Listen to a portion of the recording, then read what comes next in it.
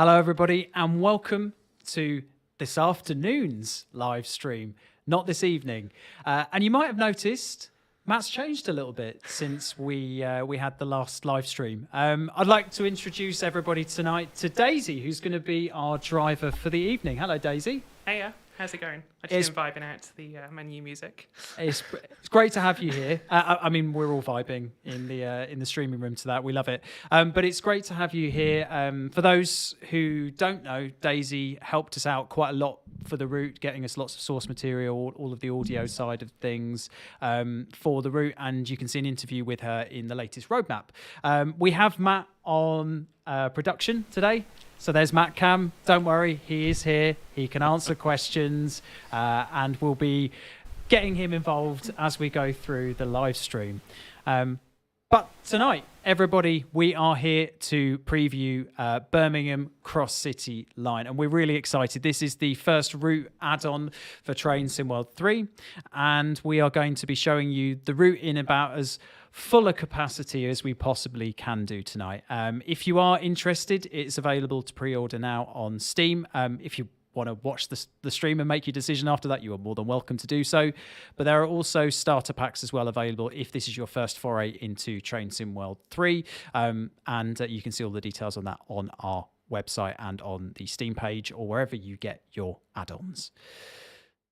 Should we get onto the gameplay? Shall we? Let's not lengthen this out any longer than it needs to be. The admin section doesn't need to be as long as it normally is for a roadmap stream. So let's go into the route menu, shall we, Daisy? Oh, the route menu, yeah. So whilst we get into this, Daisy, do you want to give a little bit of an introduction to yourself, your involvement in the route, as well as also, I guess, your involvement with the Train Simulator and Train SimWorld communities? Yeah. I've been working for West Midlands Railway for 7 years now as a guard on the route. So I basically do the doors, the tickets, safety of the train, that sort of thing. And yeah, I've been helping out with Dovetail on this route and on the previous route. Classic. But this one has been a bit more involved. I'm not at work right now due to some personal medical reasons, but work has allowed me to be here. But yeah, it's been pretty cool to help out with the route and to do some driving, because we might have some better caliber driving today rather than Matt. Do you know what? I did say that to Matt, and nothing but digging at me all afternoon. I said that to Matt, and he gave me the middle finger. I did not. How rude! I would never do that. And he definitely said, because of the fact he's not on camera today for the lot of it, he's gonna use some lewd gestures to us. So we've got that to look forward to. I would not be so unprofessional. So tonight we're going to go straight into the route. We're going to show you the services and the scenarios in a little bit, because we will be doing a scenario as part of this live stream. So we're going to do one service. Then we've got a bit of a pre-recorded section for you. Then we've got a scenario, and then we're going to finish it off with a final service and a little bit of night lighting to New Street just to finish things off. So we're going to try and give you as full an experience as we possibly can do in the next hour and a half, hour and three quarters, and really sort of give you as much information as you need in order to either pre-order or to make your decision of whether you want to invest your time and your money into the route. So shall we get started? Yeah. So we'll enable all the safety systems. And Remember to be slow with your control movements. yep. Yes, I get to say it now. Do you want to just narrate what it is that you're going Okay. through as you're doing it, Daisy? So I'll key out again. So we put the master key in, move the reverser away from the off position. So all the master key does is unlocks the reverser. We move the reverser into the neutral position, check the TPWS lights light up correctly, and acknowledge the AWS self-test. I've already put the door key switch in. This is used to control the doors on the 323.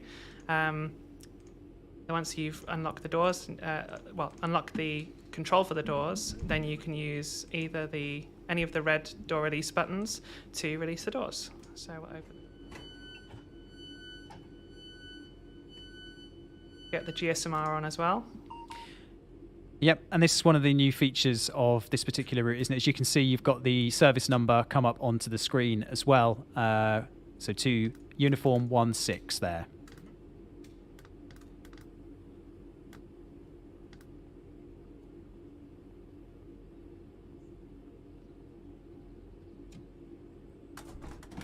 The train.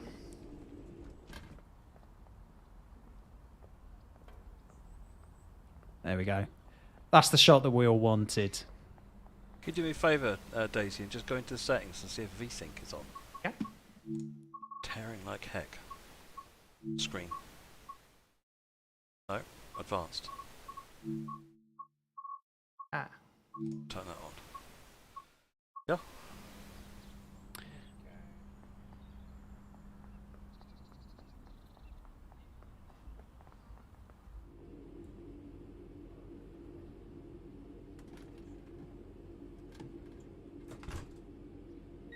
Lovely. So this is the 323. This is the hero loco of this route. And I know there's been a lot of people that are very excited for it to come to Train Sim World. So we're going to be doing this, and I'm going to be quiet so you can hear the audio.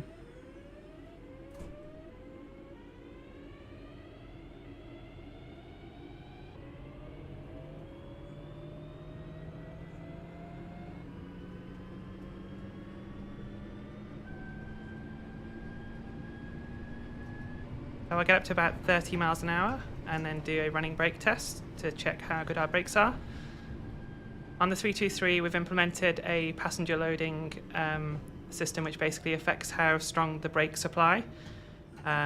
So each train, depending on how many passengers you have on, will brake differently to another one. So Some nice comments about the sounds as well. We've talked a little bit about this in the roadmap article, but all of these are legit, authentic sounds that have been captured by you, Daisy, and then mixed by our audio team. So hopefully everybody is enjoying them. We're seeing some nice comments in the chat, which is lovely. We get a side profile view of this going up this hill. Yeah.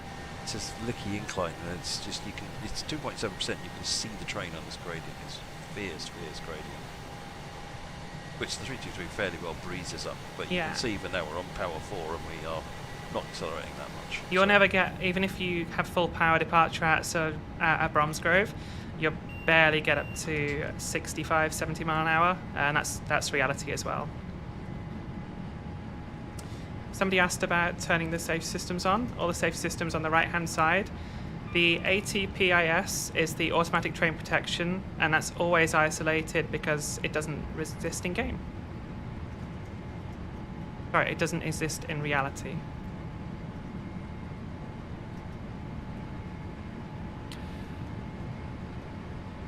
So keep your questions coming in. I'm going to try and grab as many as I can for everyone, so that obviously this is your live stream as well as it's our live stream, so we'd love to try and make sure we're covering as much as we can. There are a couple of requests for horns.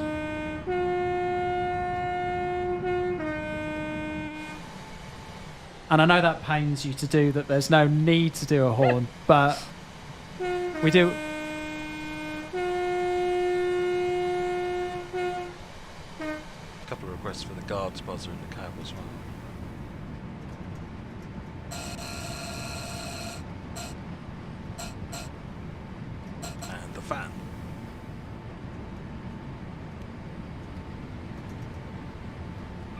All of the bells and whistles, everybody. And we'll show it you when we come to a stand next, but we also have air conditioning working as well. Please note, you will not feel cooler when you turn No. this air conditioning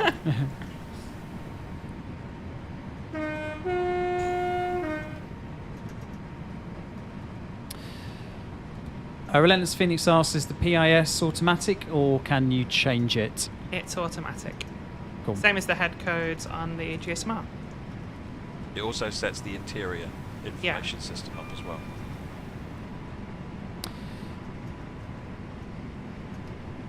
Could request for seeing the interior PIS as well, if we can. Can't see that whilst driving. Right. Have a look when we've stopped. Sensible. So for those who aren't aware, we are releasing Cross-City on Thursday. So for those who haven't been part of our previous releases, what tends to happen is consoles will be released at 10 a.m. and our PC platforms will come at some part later on in the day. So don't panic if it's not there. If you're a Steam player or an Epic player, at 10 a.m. it will come a little bit later in the day. And if you pre-ordered, it will be available for you as soon as it goes live. No, there's no cruise control. You've got to drive this train. You've properly got to drive it too, because on older trains, the notch 1 is used as a shunting notch. So above maybe 12, 13 miles an hour, notch 1 won't actually increase your power. So you have to use is notch 2, 3, and 4 to control your speed, and that's per reality. So this route has TPWS overspeed implemented, and it goes against everything I want to do, but I'm going to not slow down for the red signal that's approaching, and you'll see the TPWS does work. So at this point you should be doing maybe 50 miles an hour, but we'll just put notch 1 a brake in and try and trip the overspeed grids. I can see Daisy's very stressed by this situation. And there's no way to know the overspeed. There we go. We've tripped the TPWS. And it's designed there to make sure you avoid a conflict point.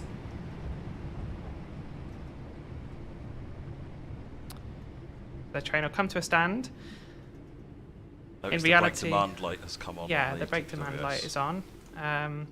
You come to a stand, you'd wait for the... in reality, you'd contact the signaller, tell them you've had an overspeed intervention. Once you've got permission to move, you can press the acknowledge button of the AWS. Then after a few seconds, the brakes will release. In reality, you're not supposed to do this, but to get it to go quicker, you can just go off and back on again. Cool. A couple of questions about DSD. Yeah.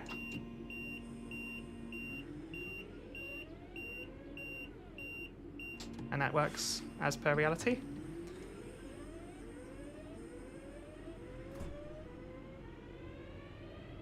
There was a question about, I think it's from Isaac, 6-car formations. I think there's one, isn't there? There's a few. Oh, there's a few. Yeah. We'll come on to layers and timetables a little bit later on.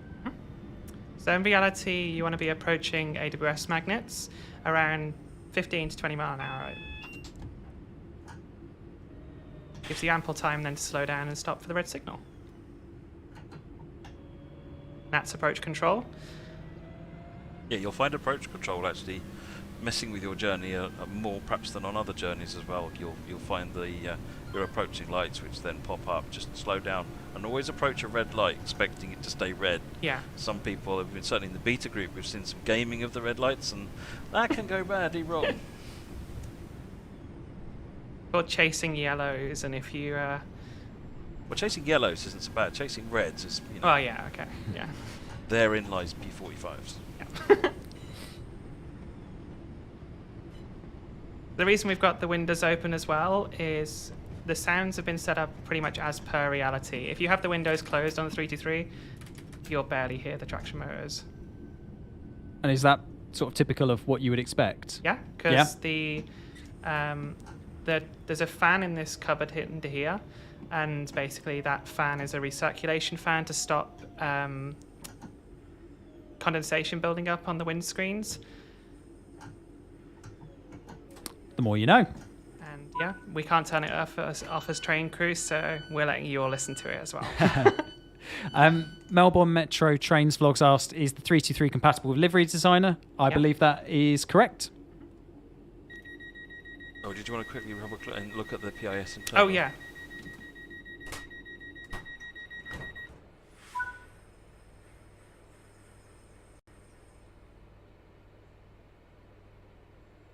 That's a lot of passengers packed in. Oh, yeah.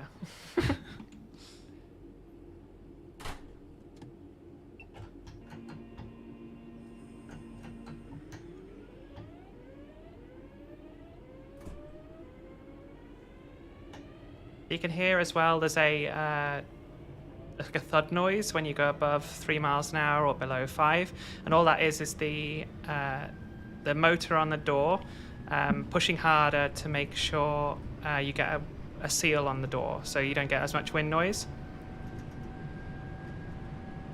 We have a selection of things that the audio team have sent through as little bits and bobs that we might otherwise miss. I'm just checking if that was one of them. No, it wasn't. So well done, Daisy. You've managed to add something else into the script that we wouldn't have otherwise have mentioned. It was reported as a bug in the beta testing. People thought it was a door slamming or something, but no, it's there. It's like on On the 387s or 377s, you get like an air hiss at a few miles an hour, and it's the same sort of system. Yeah. Someone else, see a number of people asking about can you isolate the DSD and so forth. All the safety systems default to off, and you can turn them on as normal. You're either using the controls in the cab or control enter and shift enter. Yeah.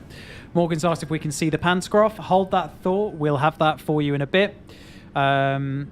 Is there a DRA button? Yeah, I think we've shown that, haven't we, at the start? No. Right. You made me restart it. So. Sorry. The DRA switch does work as reality as well. So if you put the DRA switch on, it isolates your regenerative braking, so it uses air only. So basically just isolates the traction motors. Great. You'll see here there's no audio from the traction motors as you come to a stop.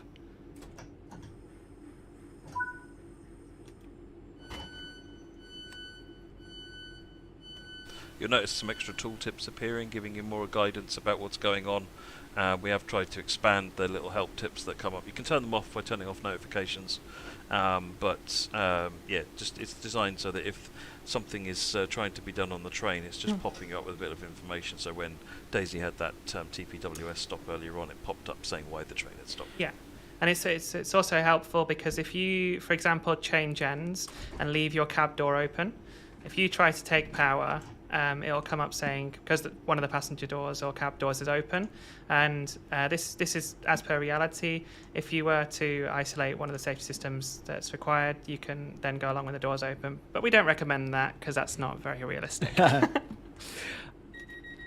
Getting some nice feedback on the scenery as well around Northfield. As you speed up, can we get sounds from the outside? Yeah, of course. Use an 8 camera and just let the train roll by. Yeah. Just while you get started, Daisy, Simon's asked if we see the chocolate factory on this. Again, hold that thought. We are going to run the entire length of the route in multiple sections today, so you'll see just about everything.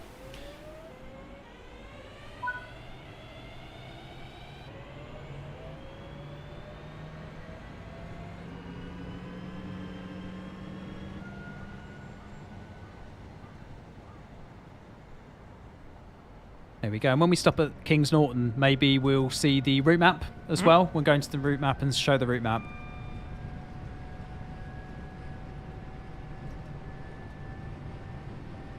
FD's asked a good driving question. Would you accelerate in P4 or P3 in real life? It depends on the driver and how they want to drive and the conditions they're driving in.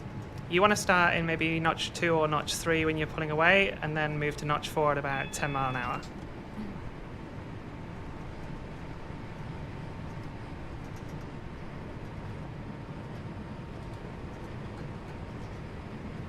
So what I can do as well is show you the traction motor, the PCS car, which is the Pantograph carriage, has a transformer, and it has different noises depending on whether you're taking power with it or braking with it with the regen on. And you can hear there's a different load on the transformer when you're doing regen braking. That's cool. I know how to drive. I'm just paranoid. You know me. I can hear him going, stop. It's like, no, I know. So pot calling kettle black, I think. Hey, you know what? When you're driving, as you know, JD, and talking, it's very easy. Someone was suggesting that they thought that I was going to be driving this stream, and I thought that's the funniest thing I've read all day.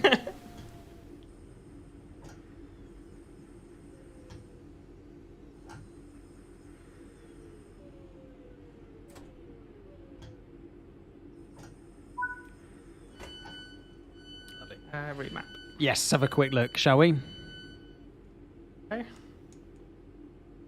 Got the Redditch branch, Bromsgrove branch. We're in Kings Norton. We dive off here to the left towards Bournville Station University, 5 ways, and there's Birmingham New Street. Then you've got the Prefast Junction area and onto Dulles and Aston, then up the line towards Lichfield. So there's Sutton Coldfield. That's the Sutton Park line going over the top of the track there. And wonderful. And what we'll do is we'll go to New Street, I think, with this service, and then we'll swap over to do a scenario, and we'll show you the scenario menu as well.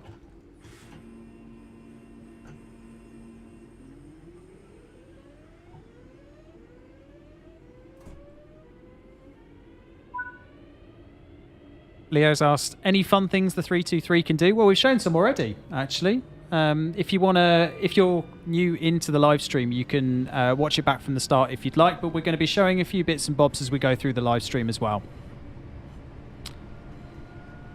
If you're really adventurous, you can drive with the regen brake off, but there's it's up to you. It's up to how you want to drive. This fan does work, yes, Joe.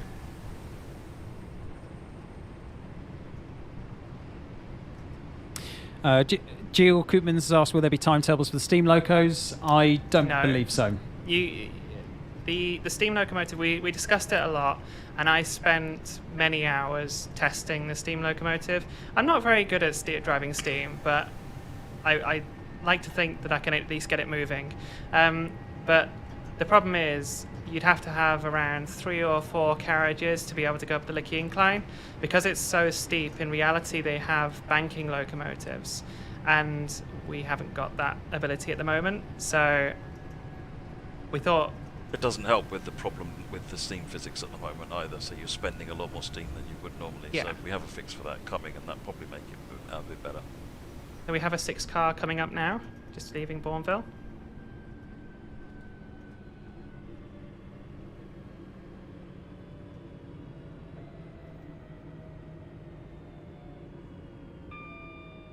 For those that don't know, what's special about Bournville?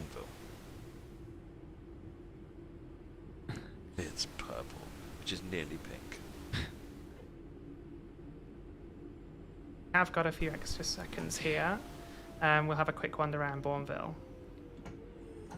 I did think when I first saw the screenshots for this station, I thought that Matt had been let loose and just allowed to just paint it in any colour that he wanted. It wouldn't be purple.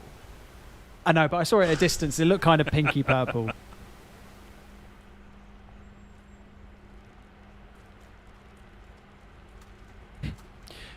Lots of people getting off and on at Bournville. Yeah. Hey! There's a cat. Kitty cat! This is my highlight of the route, everybody. Cindy. Hello, Cindy. It's got little paw movements as well. So you might see a few of those tonight, or you might see a few of them on your travels as well. How many are there? Good question. We did a list. You made a list for me. I'll be back to you on that one. So you should be able to hear here, if you've ever been to Bournville, the factory noises.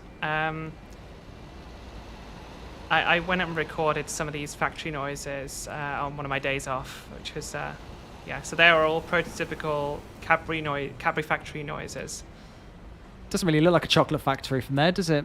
No. You wouldn't think with the smell, it smells amazing. I can testify it does smell amazing. Just on the cat question, going back to the cats, there are 8. And one of them shares the name with my cat, which is nice. I don't think it was based on my cat, but she's been on the live stream a few times, so you might recognise her. No, there are no Oompa Loompas. I think they're copyright. And Artful, there is a donkey as well. So the cat has not replaced the donkey, and stick an S on the end of cat because there are a few of them. The cats are not movable. No. They do move, but not... You can't pick them up. Yeah, you can't pick them up. Oh, that's something we should do, though. We should have like a petting option. Scope creep. This is why I couldn't be an exec producer on a game like this. It's my job to say no.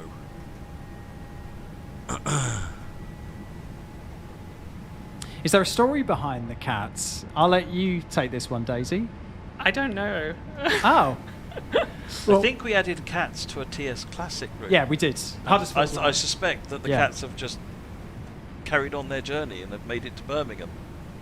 But they are the names of some of the cats of people in the team. At least that's what you told me anyway, Daisy. Yeah. Yeah. That's what we believe. The beep when cancelling the AWS is just lifting the DSD pedal. So it just happens a bit at the same time.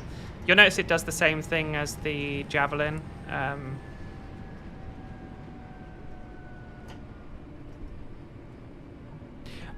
Isaac, we'll come on to Collectibles in a bit. There was a question actually asked by a player that we were going to come to a little bit later, but it's been asked anyway, urged by Joseph Bird. Can you walk up the canal? I don't believe we've simulated that, have we?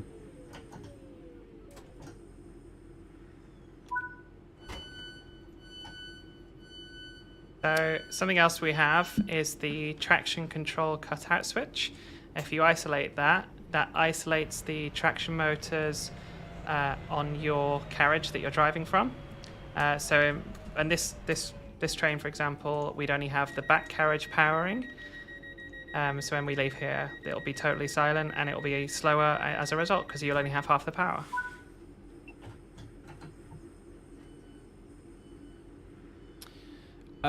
Phoenix, I've seen a couple of questions about guard mode. That's not something that is currently in Train Sim World, so it's not something that is on this route either.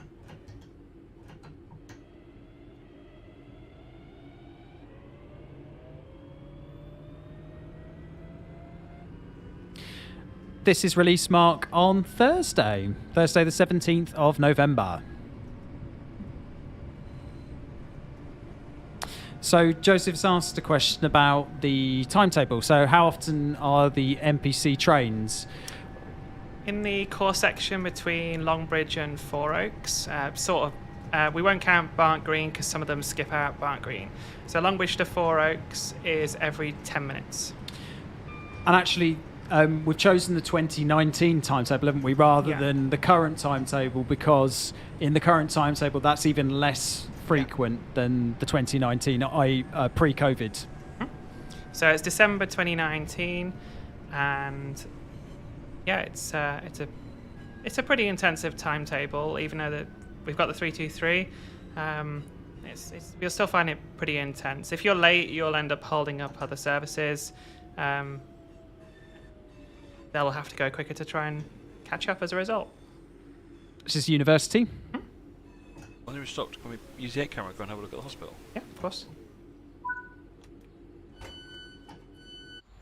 Yeah. Request from Nigel to see the Queen Elizabeth Hospital.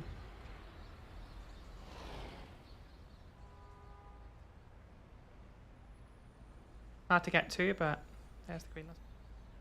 Nice. And you'll also notice that we have the new Queen Elizabeth Hospital station. Queen Elizabeth Station. Yeah, do you want us to tell a little bit about that, Daisy? Sorry, I said about 4 words there that I think ended up with the same sound. Can you tell us a little bit more about that, please? So the station isn't open. Well, half the station isn't open yet. The original entrance is over here, and this is the original entrance. So you'd change platforms and get in and out of the station from the university. So you can get to the hospital over there or the university buildings around here. But recently they decided that they wanted to upgrade the capacity of the station. So they've extended or added new canopies, and also added the 2 new station buildings with a new footbridge. The footbridge also extends over the canal into the main area of the university. And yeah, it's even though it's not open yet, I think we've got a pretty good representation of the station and how it's supposed to look. You can see there the exit onto the canal and ticket barriers, etc. We should get on the move because we're running late.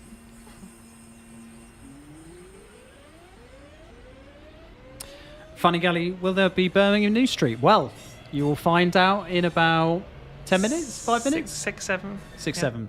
Somewhere in between. The announcements on the platforms are the usual generic ones, Traincraft. There's no customised PIS integrated ones. We've seen a few questions about timetables, and we'll come on to that in a little bit, but what I would suggest is we've done a really detailed article about all of the services available, all of the layers that sort of layer into this route. really recommend that you read that because it goes into quite a lot of depth and detail. It's on our website now. If you haven't read it already, would recommend that you do because it might answer some of the questions that you have for us tonight.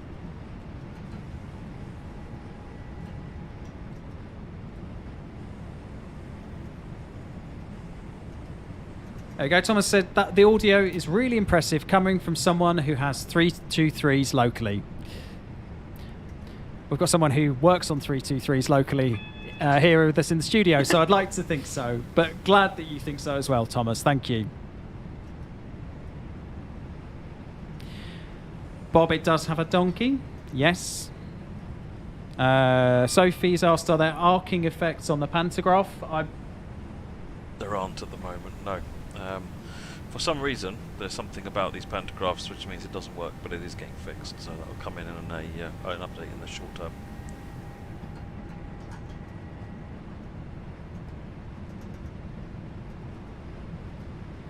Something you'll notice if you're listening very carefully is we have different flange squeal noises. So when you're going around corners, you'll hear the flange squeals at higher speed as being like a chirpy noise like this. Like a nice chirpy noise. And then you'll see when we go into Birmingham New Street, it's the more slow, grindy, like squeaking that you're used to, you know, at slow speed.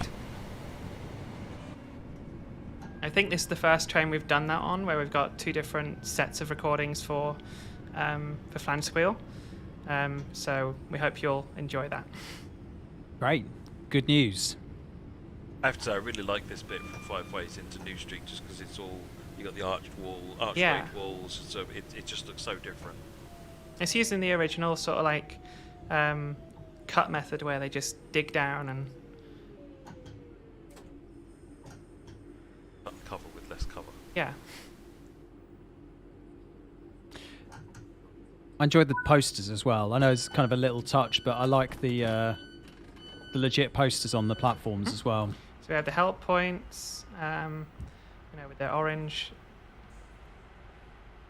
Get out of my way. So there's the. Oh, this station hasn't got them.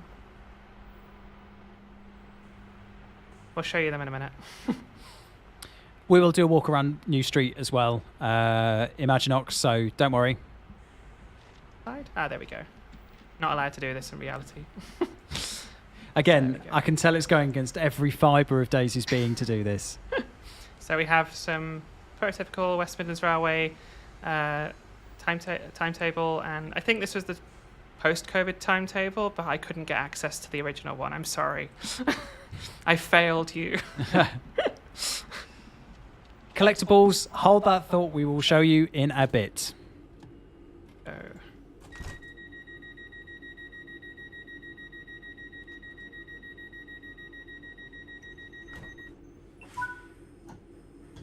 This gradient leaving here is quite steep, and some drivers just to play tricks, they'll just release the brakes and just let it roll all the way. If you've had a particularly obnoxious passenger, maybe. Yeah. We totally don't do that.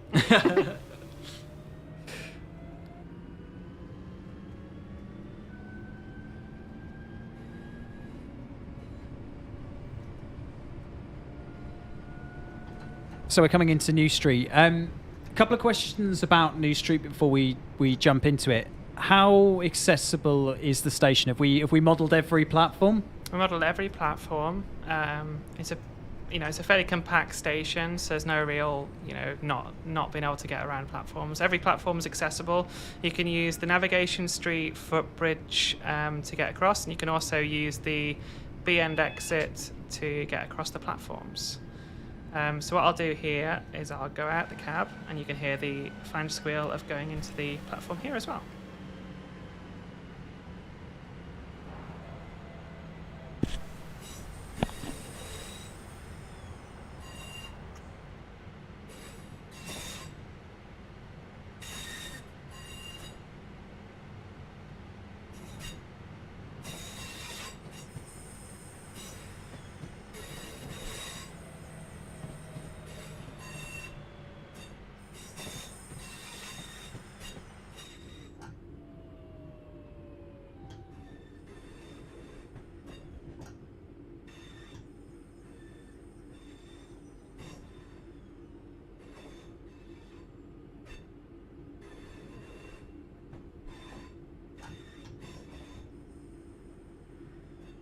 you were talking about enjoying going at 10 miles an hour into New Street, and I think some players might experience this for themselves on Thursday. You're quite lucky because we've had to put up with 10 mile an hour running all the way from where it just started to the exit of New Street. Whereas from December, what we've implemented here is leaving Birmingham New Street, there will be 15 mile an hour speed boards, and trains will be able to do 15 mile an hour leaving the station. And basically, you've also implemented the 40 mile an hour section, which is on the section we just arrived in, whereas that is 30 at the moment, and that'll be upgraded soon. So we've sort of set the timetable a bit in the past and the route a tiny bit into the future, because there was no point in having a route that was going to be out of date a month after we released it. Completely agree.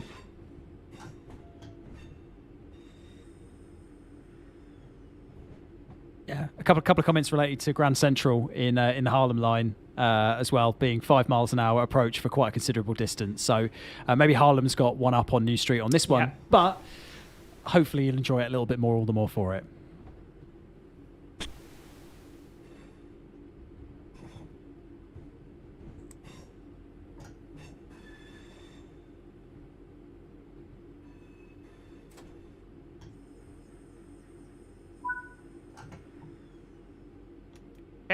I think we're going to show you some... Yeah, do we want to wander around New Street a little bit, and then we'll do the pre-recorded bits, and then we'll come into the scenario afterwards? Oh.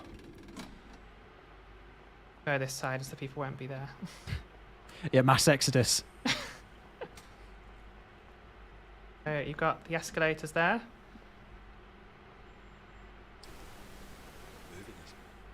Moving escalator.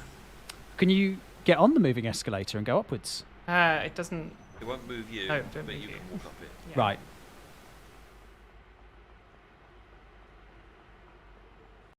So if you've been to Birmingham New Street, you'll recognise some of the signage around the station. My friends at Network Rail were very kind in helping us out with some reference on how these should look. And we can go up the B-end exit here once the passengers move out the way. Come on, sort to be yourselves fair, out. that is generally what it's like. Yeah. Welcome to New Street. Upper concourse on the B end where you can change platforms. I love the ceiling in this area. Yeah, it's pretty cool. That is cool. Do you know why it's like that? Somebody suggested to me it was to do with sound insulation, but I think it's just a design thing. Cool. So then we can have a quick look at the Navigation Street footbridge as well. Whilst on, sort yourselves out.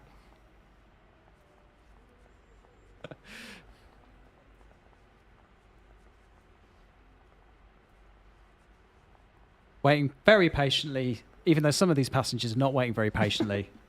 Some of them just morphing through me. It's great. We can go up here on the Navigation Street footbridge and have a look at the... These are pretty cool. The big. Oh, these are great. Oh, I like these. I've spent 10-15 minutes here just train spotting.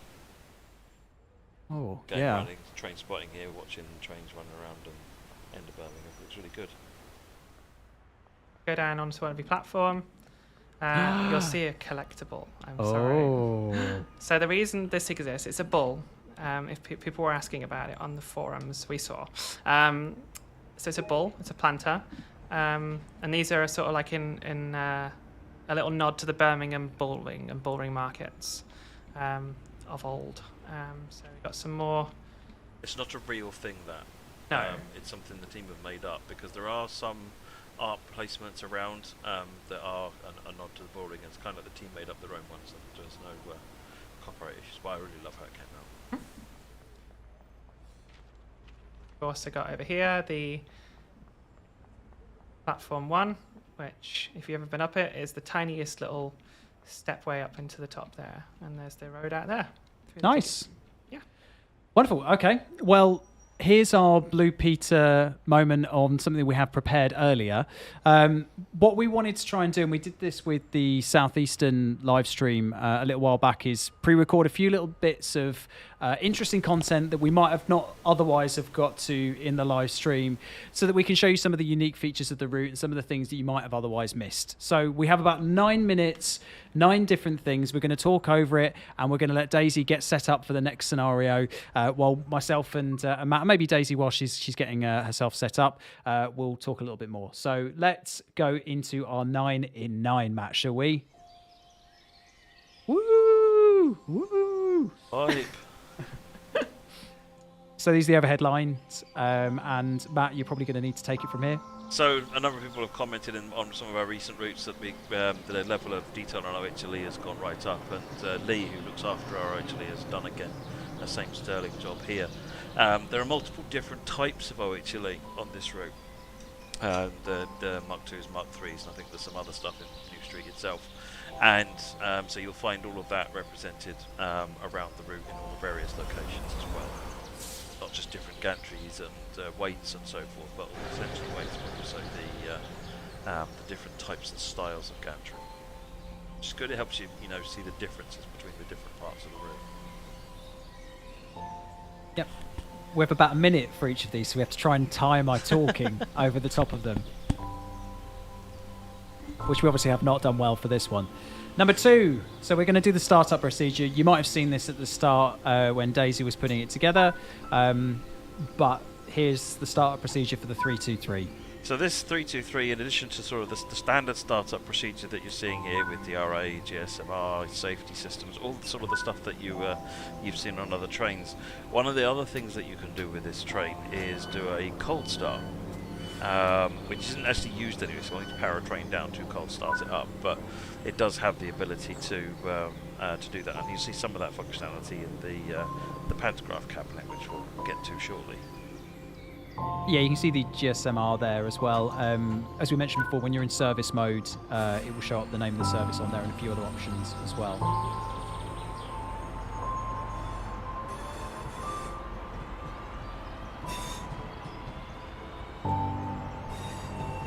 One of the things I like about the GSM-R, it's been in the previous some of the previous ones, but you can press the SG button to contact the signaller, and it comes up on the display, going through the process of contacting the signaller before it comes back. It just feels super nice. And we'll show you that shortly. Yeah, we'll be doing that. So this is the wheel slip protection self-test, and so as we come to a stop, as I open the doors, you'll see the brake cylinder go up, and that's the right hand of the needles. And then after a moment of the train being stopped, you'll see that needle, so the BC one, the one right next to the black box there, starts wobbling, and you hear it clicking sharp. Right, so what you just heard there with that, you might need to play that bit back, it's really subtle, but that's actually the wheel slip protection system, just doing a self-test, and that happens every time you stop the train, rather than being an automated thing or anything like that. During the course of the journey, it's just done every time you stop the train. You don't have to do anything to cause it, it happens. The music is really loud, let me turn it down. Right, I've turned the music audio down.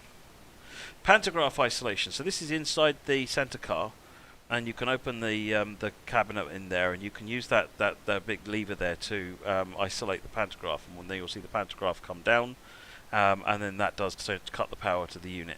And again, I think we're doing that next, aren't we? Yep. And this is just a demonstration of what that means.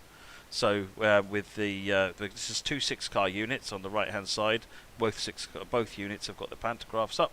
On the left hand side, only one of them does. They're both accelerating with the same power settings, and you'll notice one of them has a lot more go. Is that the first time we've simulated that?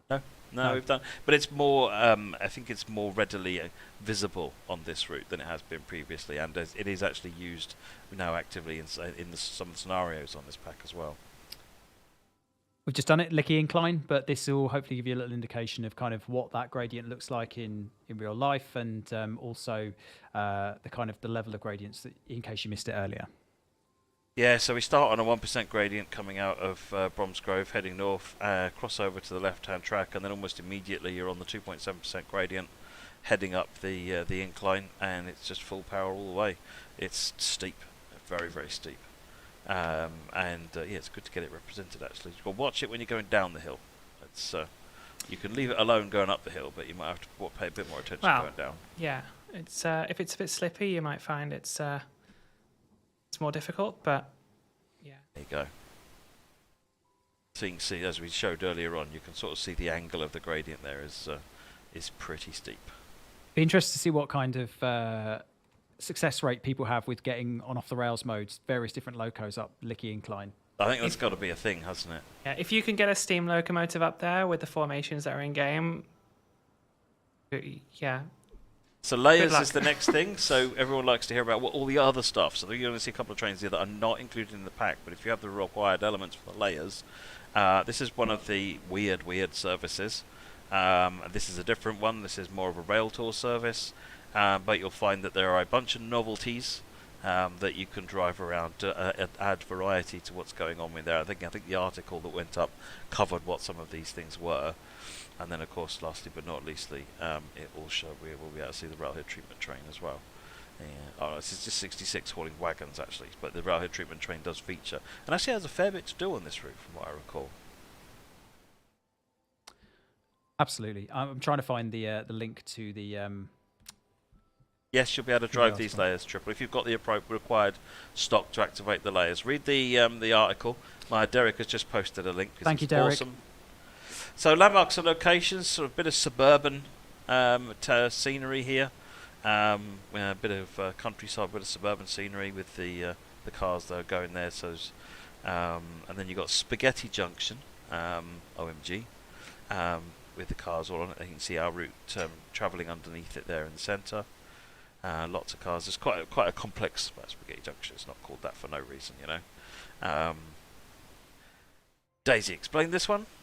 This is the Aston grit area where they take all the salt and grit to spread on the roads, and you'll see the big dome if you've ever been past Aston Station. That's the big dome that you see as you go past the track. And there's Bournville in its purple glory, chocolate factory, and it's purple because of Cadbury's. Cadbury, there's the Cadbury factory. And I think the next one is my favourite. So, collectibles, and we've got some cool stuff. So we got this amazing, the bull we talked about earlier on, the little bull artwork, which I really like. When I saw that, I was like, oh, that's amazing. What is it? And I've seen this question pop up in the chat. Can you collect chocolate? Yes, of course you can. Of course you can. And yes, so we work with Cadbury's, and I've got the dairy milk license as well. So proper chocolate. Who my favourite is this? Daisy, explain. This is Hunslet. Hunslet was found in the Pantograph well of a Class 323 on Christmas Eve last year, and was saved from their burns and you know from the Pantograph. Rescued and is now the depot mascot for Soho Depot. And there's the route map. You can find Hunslet the Bear on his Twitter page. Yeah. Google Hunslet the Bear Twitter. And you can go and find and see the antics they have that bear getting up to. It's really fun where they place the bear around and so forth. Hunslet has been having a play of the game as well. It's just a quick time lapse to show some of the services that you might see at Barnt Green, and what those might look like on a regular kind of schedule. Yeah, we tried to make the collectibles a bit different. We have the presence of Cadbury's does mean there's and particularly things like Hunslet the Bear does create some really fun options for things to do. Yeah, and British Ace suggested, I think it's British Ace, yeah, must stock up on Cadbury every time I get a collectible. Good excuse to eat one. I would second that message. Yeah, definitely. Yeah, it's Hunslet. Basically, the reason it's called Hunslet is because the original manufacturer of the 323s was Hunslet Transportation Limited, and that's the reason they call it Hunslet. Hunslet also has a girlfriend called Millsy, in reality. But yeah, Hunslet is very cute. There's Junior now I see on the Twitter as well. Is there? Yeah. Oh, okay. Oh. Well done, Hunslet, and what was the... Millsy. Well done, Hunslet. Drama at Soho. All right, so scenario time. What scenario are we doing, Daisy? And can you give us a little summary of what we're going to be doing? So we are currently playing Thunderstruck, and we are all we've been told on this train at the moment is that one of our carriages doesn't have any tractive effort, because this happens in reality due to not being able to get a spare part or something. So I think our third carriage doesn't have any power. So this train is using 3 carriages of power rather than 4, and we are currently hauling 3 carriages of dead weight. So it takes longer to accelerate, and braking's a little bit reduced, but not by much. So we've just left university, next stop Sellyoak, and we're doing as quick as we can to get to the point where the action happens. The 9 and 9 happen very quickly. Nice. Meanwhile, enjoy the route still. You'll be able to see platforms in the rain. Yes. Wet platforms. We know that was a little bit of a topic of discussion, so they are there. Don't worry, everybody. The reflections are there.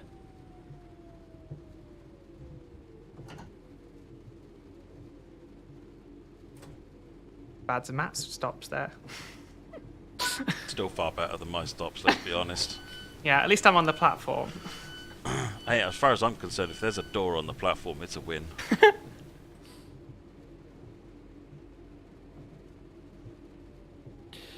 So Daisy, just while we're kind of getting to the fun part of the scenario, what's your favourite part of the 323? You spend quite a lot of time on them. I think it's the responsiveness of everything. The 323s are it's all tech, so it's all done on relays, and as soon as you press something, it's there for you.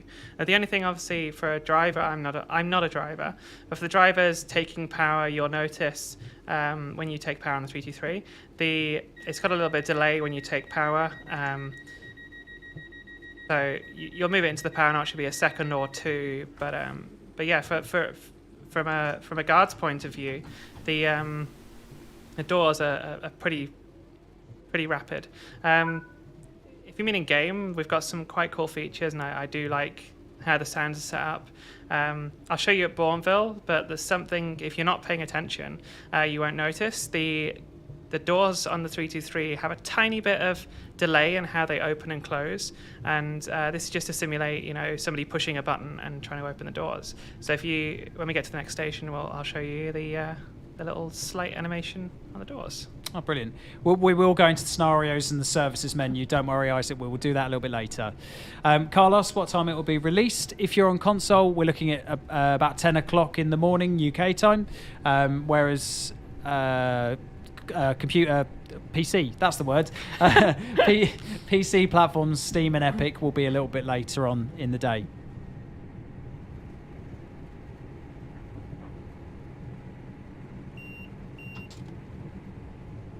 Oh, good question. How many achievements are there? Matt, that might be one for you. I believe it's 3.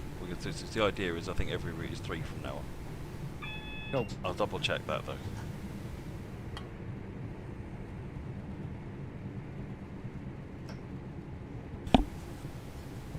So this station is very, very tight. In reality, you've got to be pretty spot on this, especially going this way. The platform is slightly shorter. So if you're like as a guard, we've got a marker to be able to open and close the doors, or to open the doors. And if you're not in the marker, then you won't be able to release the doors. But yeah, the station is very, very tight. If you're not paying attention, you will overrun the station.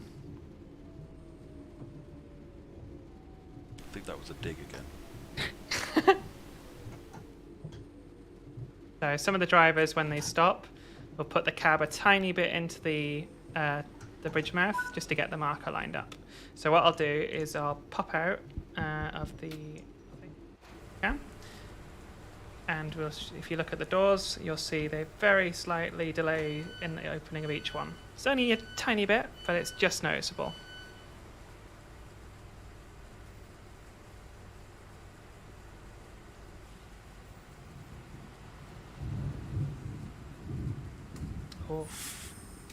Here's some thunder. Simulate Man, you can use this in off-the-rails mode, use it in Scenario Planner, and you can use it in Livery Designer as well. Similarly, you can take your other content and bring it here via the same mechanisms. Yeah. I'm glad to see that we've simulated the rain that we've had over the course of the UK today as well in this scenario. Very miserable.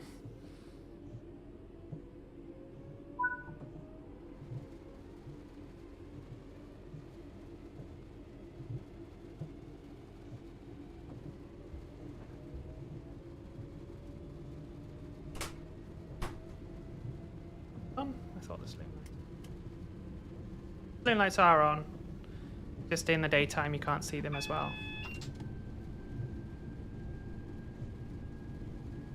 The same with the cab lights. You can turn the cab lights on. It only does a marginal impact in the day.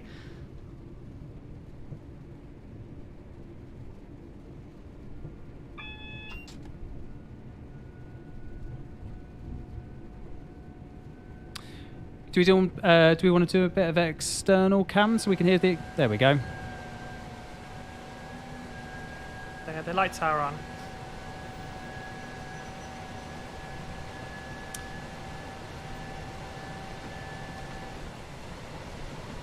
What I'll do is I'll sit here as well to listen to the transformer.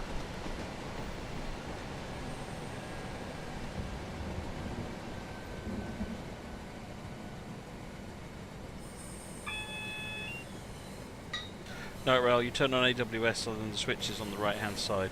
So, similar to normal, or via the keyboard control enter and shift enter. Players have asked to see the guard panel in detail at the next stop if we can. Yeah. We'll do that when we go into the other the broken down train. No worries.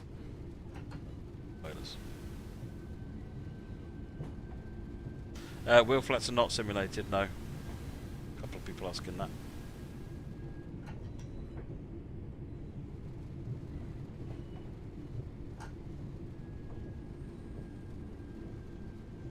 Nigel, TSC version of Cross City was based around the London Midland era, so it's the green colour trains. I mean, it's the same trains, just painted in the London Midland branding and interiors. It's a good bit for different layout on some bits as well, different destination indicators, universal toilet, etc. Whereas this is the current incarnation of the 323 with the current operator branding on it. TJ, yep, you'll be able to use this on Training Centre. All of the tutorials will be on Training Centre, but also if you go into Scenario Planner, you can take the 323 on there as well.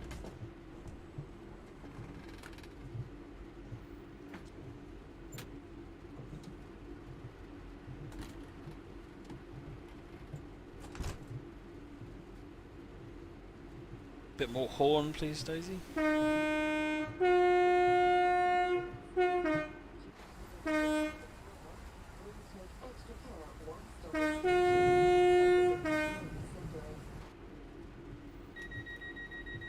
Question for you, Matt.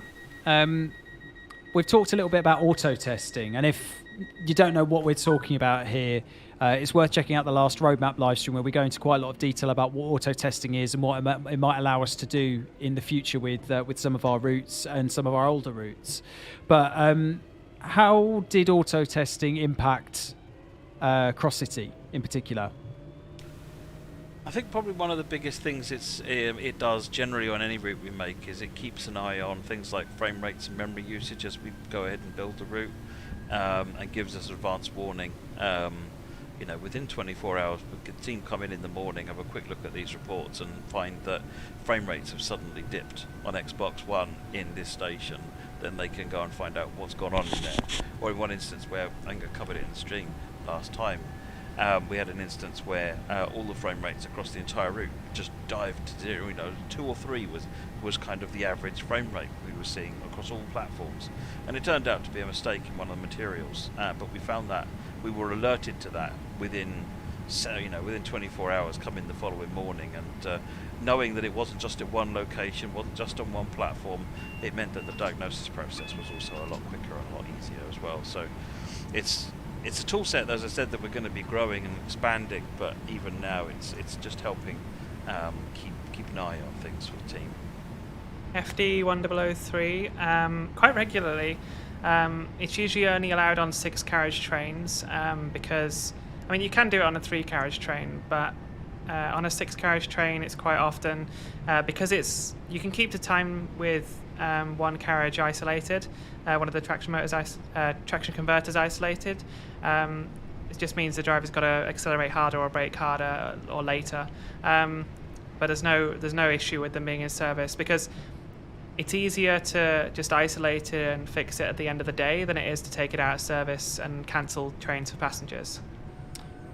That's a really good insight. Thank you, Daisy. We have a few questions that I've been tracking. So Telonius asks, we won't see this train hanging around in training centre if you spawn on foot. You won't do. Matt, is this a technical limit or is it a creative choice? Creative choice. Oh, it's creative choice and technical limit. Adding an odd one here and there wouldn't be a problem, but if we would make it so that every new loco appeared in training centre timetable, it wouldn't take long before it was taking a long time to load the route and it was crashing due to out of memory. So rather than going down a path which we can't carry on going down, we've just not gone down that path. So if you want, but the standard core stock goes on training centre by default, but then you can then bring anything else onto the route via the scenario planner. Absolutely. And Matthew Isos will be showcasing Cross-City at the NEC following the announcement of the train strike. I believe we're still going to Worley on the Thanksgiving / Black Friday weekend. So if you're in the area or you're going to Worley, come and say hi. We'd love to see you. Cross-City will be playable at the event as well. So if you haven't got it and you want to give it a go, then please feel free to come and find us.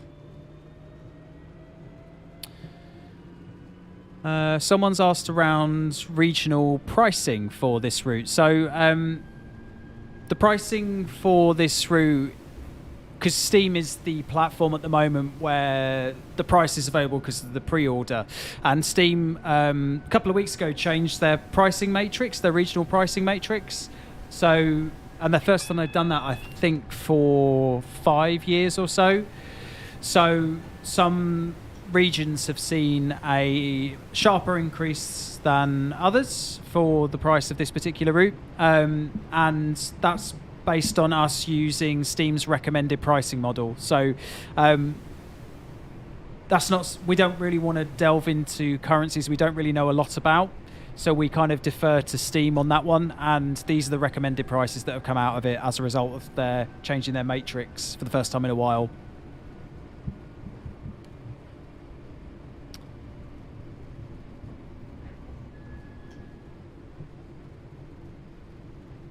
This is a station you'll probably fall into a trap of if you approach too quickly. These two TPWS overspeed grids there, if you're not doing a reasonable speed, it's likely to trip you up. So again, you want to be approaching AWS magnets around 15 to 20 mile an hour. Yep. With a freight train, even less. Absolutely.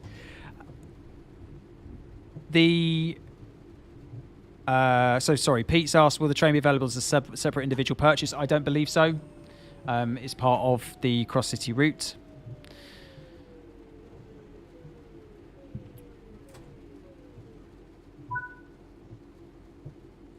Oh, we've got a message. Hi, driver. Control have called and reported that the Redditch service ahead of us has failed between here and Barnt Green and have asked us to assist. Oh, drama. So what have we got to do then? You'll need to ensure that all the passengers left the train before proceeding to the failed train. Unlock the doors now and allow the passengers to leave.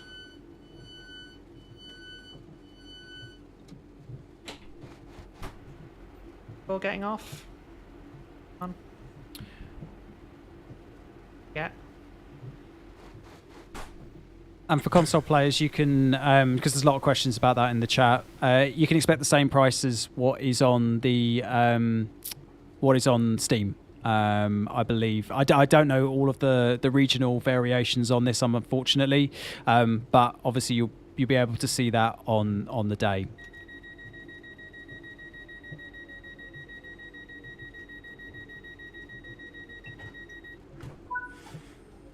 So you've chucked all your passengers out into the rain. Yep.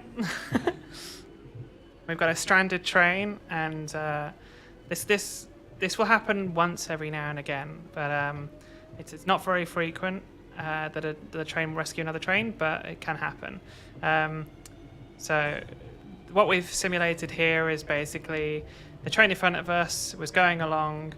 For example, just use your imagination on what you think caused it. For me, I imagine that an overhead or lightning bolt hit the overhead line equipment.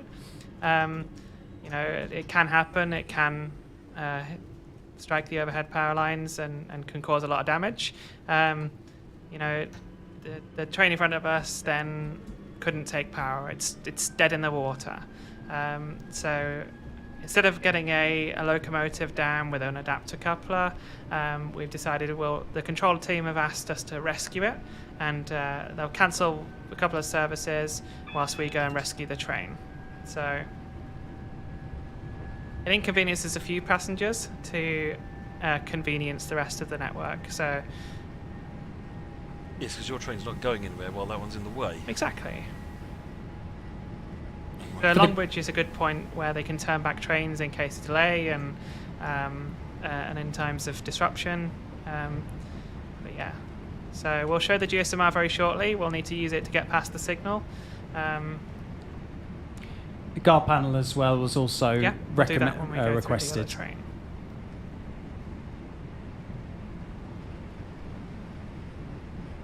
NG suggested that it's caused by a teddy bear getting stuck in the overhead power lines. Poor Hunslet.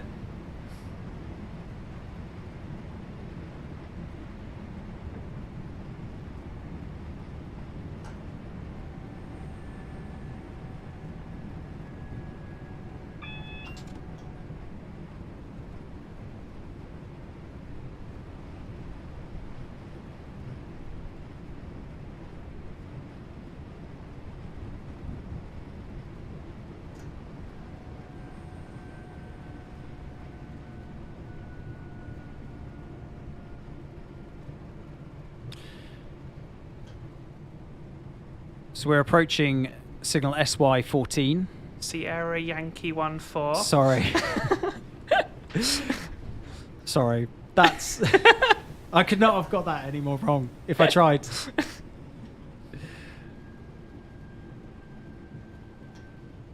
Yeah, so we have to use alphaphonetics when talking to the signaller or describing anything on the railway. So anything like that, you'd always spell it out in the slowest way possible. Does it always come on automatically, or do you have to set it up? Same as all of our UK trains, it's all safety systems default to off, and you'll press the buttons or turn switches to activate it. They're over on the right panel, right hand side, or you can use the keyboard controls as normal. People are asking about future expansions or future locos for this route. Not on the roadmap at the moment. Check that one off your bingo cards.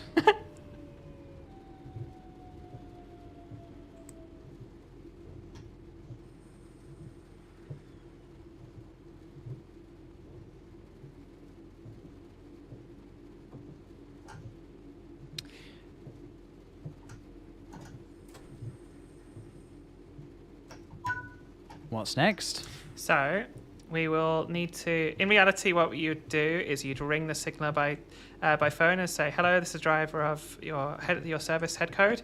Say, I'm standing at Sierra Yankee 14 and I'm assisting the failed train ahead of me. But what we've done to simplify things here is you press the SG button, standing at signal. Go, hello, driver of 2 Oscar 35. I'm giving you authority to pass signal Sierra Yankee 14 at danger. The failed train is stopped up ahead. However, there are no detonators in place, so proceed with caution and be prepared to stop short of any obstruction. So if you're using safety systems on, so unisolated, you'll need to make sure that before you start moving, you press the train stop override button, as this temporarily stops you from having an emergency brake application by going past the red signal. So we'll release the brakes and press the train stop override. And that clears itself as soon as it ignores it. Gets past a sensor, doesn't it? Does it time out otherwise? Yeah, it'll time out after around 20 seconds. There you go. So the light's gone out, confirming it's ignored a stop sensor.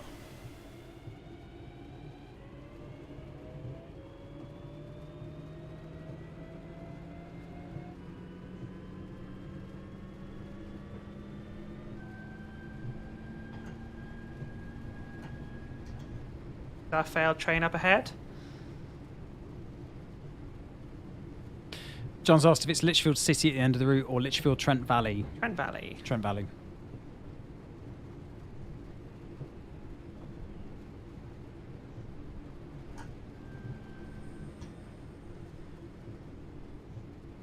David Cheese, this is TSW3.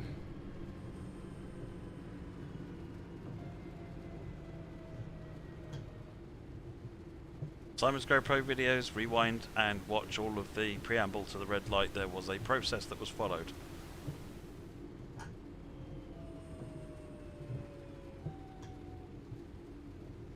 TPWS is not isolated, replicated. We use the train stop override to allow us to go past the red, having received permission from the dispatcher to do so. But if you want to, you can isolate the TPWS Yes. with that.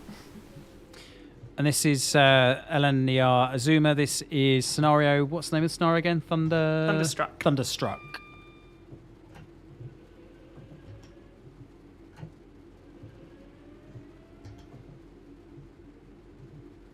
We'll stop a little bit short of the unit. Double check that everything on the other unit is ready for us to couple up to. Get out. In the rain.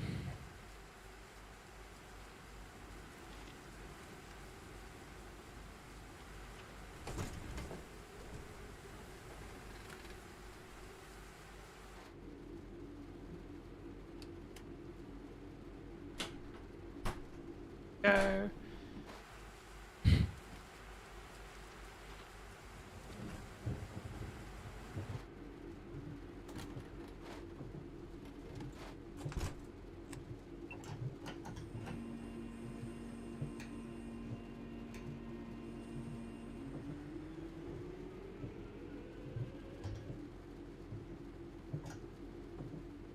What we do is we have to do another check to just check that the couplers are both aligned, ready for us to couple to. They look quite good. No problems there. Had some thunder as well.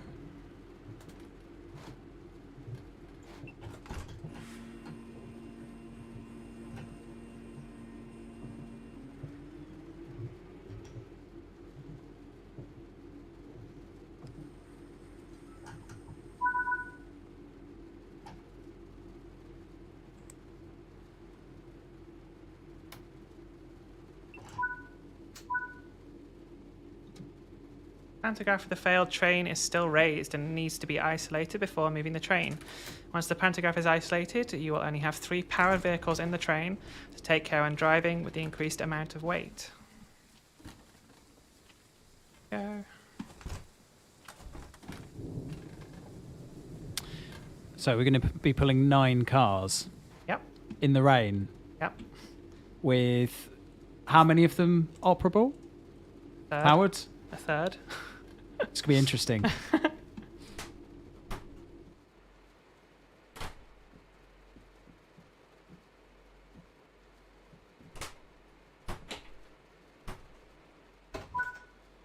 Oh, see, I never close the doors behind me. They close automatically in reality, and it's not easy to do that with these in game because you get sort of trapped, and it's not fun being trapped. So we'll leave them. So if people wanted to ask about the guards control panel, here's the guards control panel.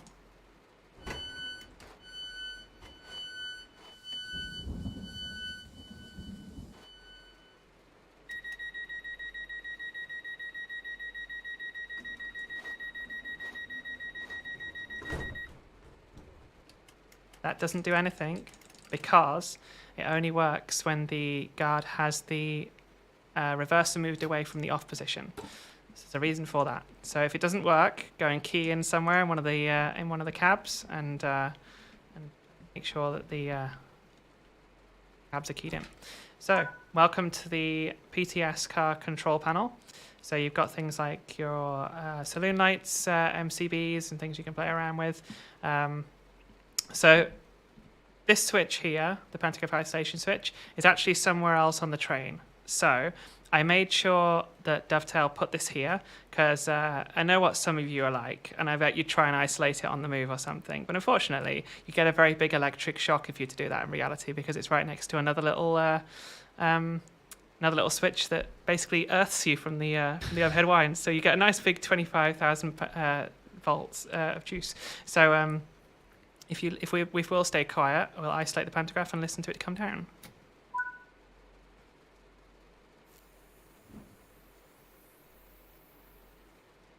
Go. The auxiliary compressor does work. Now, if you're the very astute among you, will recognise that noise. Now, it doesn't have that noise in reality. I can't actually get a recording of it because of how the recording sessions are done. So a long time ago, I recorded the Class 442, and that has that weird noise. So the auxiliary compressor is that of the 442, but yeah, I got that for you. So it's a nice little Easter egg if you know your trains.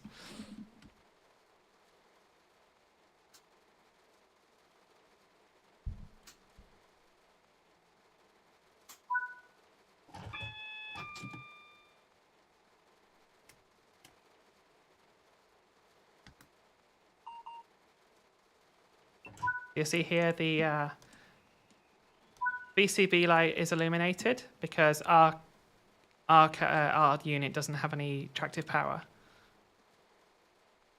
You'd also notice because the pantograph is down, you can't hear the cab recirculation fan anymore, and this is because that takes its power from the circuit that controls the line volts.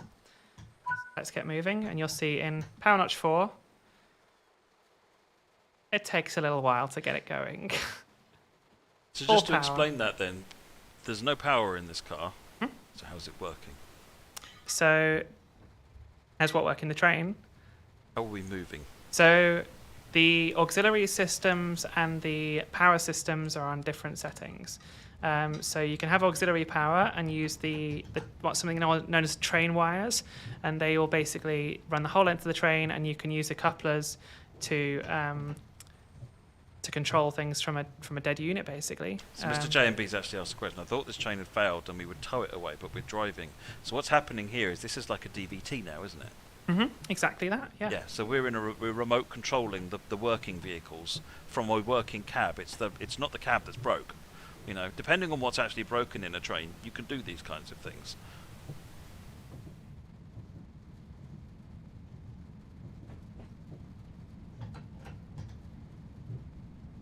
William Trainman Boy, you can activate AWS with keyboard or on the switches.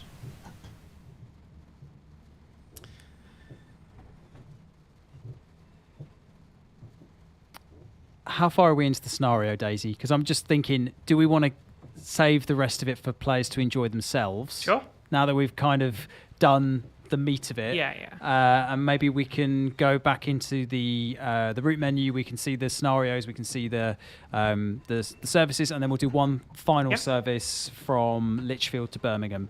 We'll just stop here, and then we'll do that. So you'll notice here we can't stop in the platform because the 323 is now too long for the platform, and the 323 doesn't have SDO. SDO doesn't exist on the 323s. If you stop in the wrong place, you've either got to move to the right place, or if you release the doors, it's tea and biscuits with your manager. You're in a bit of trouble. So we can't open the doors here, so we've got to stop, and then and you'll have to take the train back to New Street with this one then dead. There we go. Tea and biscuits with your manager sounds very facile for like a disciplinary. Oh yeah, I mean it depends how bad you've done things. It might be a tea without biscuits. Tea without biscuits, oh. yeah. And if it's a no tea and no biscuits, you know you're in real trouble. Okay, let's have a look in the route menu then, shall we? So 5 scenarios. You've got your training module for the 323 as well. We have 5 scenarios. Do you want to do a little quick, maybe 1 sentence summary of each of them, Daisy? haven't played all of them. Matt, do you want to give a quick one-sentence summary to all of these? Snow problem is in snow. Snow problem gives you a challenge in the snowy weather, and which is really good. Ludicrous display is a football match. Chocolate train is another rescue, I think. Coupled to another unit. I don't think it's a rescue. It's not a rescue. No, it's actually you are just a normal doubling up your service, train, aren't you? Yeah. So that's another one where you'll be coupling up. But I played that one I think half a dozen times now. That service, that scenario, it's really quite fun. Red wine is Redditch on a cold day northbound. So and those for the faint-hearted should be aware. There's a bit of a surprise as you go past Aston. Spoiled. And Thunderstruck is what you just saw. Well, the reason I mention it is because some of the testers have said they've nearly had heart attacks from playing it. So nice, it's fun. More extra stuff that we haven't even told you about that can happen in this train. I'm enjoying some of the titles as well. UB40 is one of them as well. Obviously, Birmingham-based UB40. Sorry, yeah. So we've tried to incorporate a little bit of that culture into some of the scenario titles as well. So let's take a quick look at the services menu.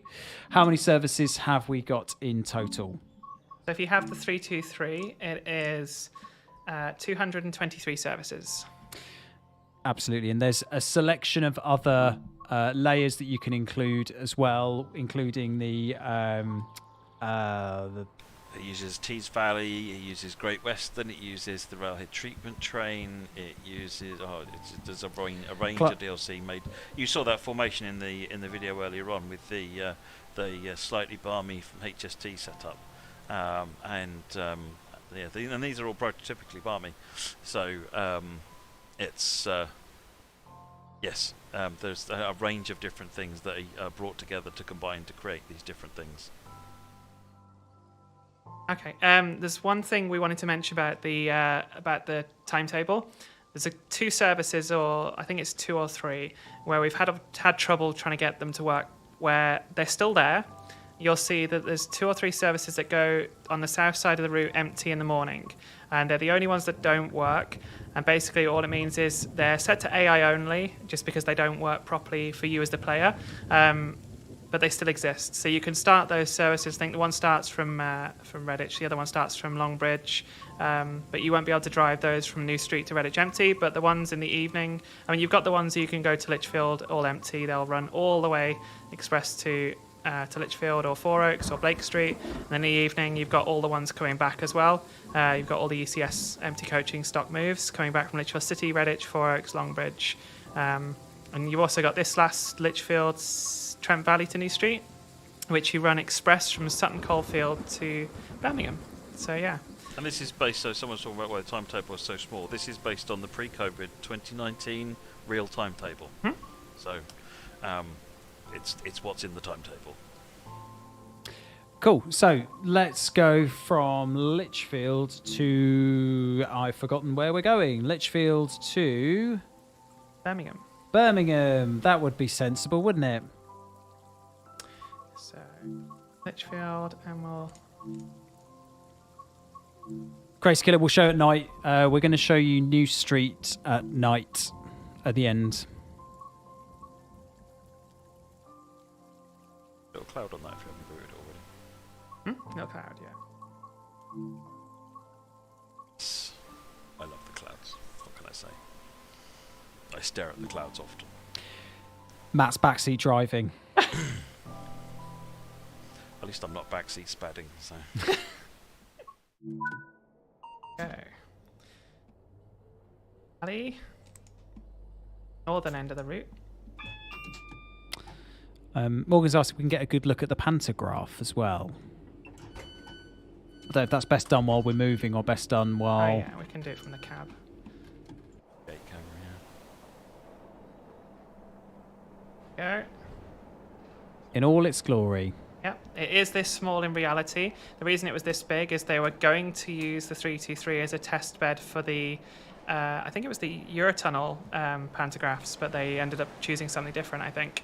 But they built it this long for the potential use of longer pantographs, but or extra gubbins, as they like to say. And you could actually hear the audio, couldn't you, when we were in the cab earlier? So you can... In the saloon, yeah. Yeah. You can hear the pantograph come down. If I press Shift P, hear the VCB open, the pantograph drop. Up. Lovely. Go. So we'll do a short run here, and then we'll go to do some night stuff at New Street, just so you can see what New Street looks like at night as well. So you'll notice as well the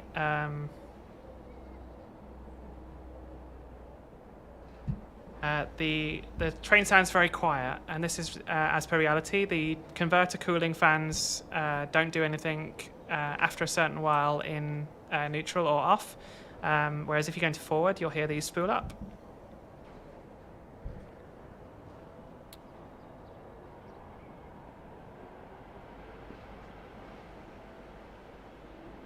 Go. So let's get moving. And Kieran's just asked, are there any neutral sections on this route? No. There is one reality, but we can't do neutral sections in game. So.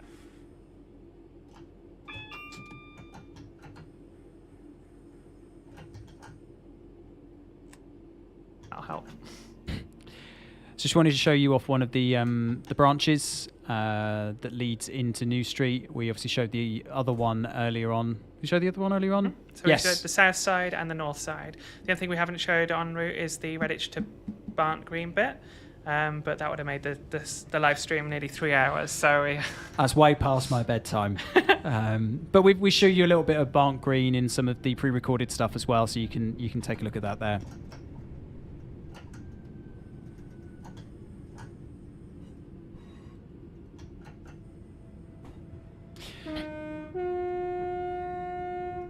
No reason train hub other than time that we're not showing Redditch. Yeah, we've shown you quite a lot, I think, so far. So we do our best, but sometimes the routes are quite long. So